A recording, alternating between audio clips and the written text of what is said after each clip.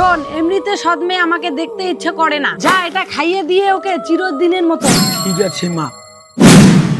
বোন, কি দাদা? দেখ তোর জন্য আর আমার জন্য মা কি দিয়ে পাঠিয়েছি। দাদা খেতে তো অনেক মজা। দাদা তুমি আমাকে কি খাওয়ালে? যা আমার পথের কাঁটাকে দূরে কোথাও ফেলে দিয়ে আয়। ঠিক আছে মা। তুই আমার সৎ মেয়েকে মেরে মাথার বোঝটাই কমিয়ে দিলি। হ্যাঁ মা, তোমার জন্য আমি সবকিছু করতে পারি। আরে দীপশিকা, তুই এত দূরে কি করিস? আমি তো তোদের বাড়িতেই যাচ্ছি, চল আমার সাথে। আমাকে দেখতে পাচ্ছি।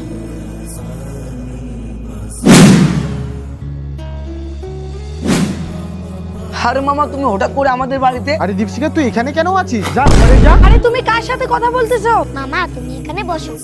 আরে কি হয়েছে ওদের? মামা আরে কি হলো? আমি আর নেই, ওরা আমাকে মেরে ফেলেছে। হে ভগবান, শয়তানদের বিনাশ করতে আমার মামাকে শক্তি দাও।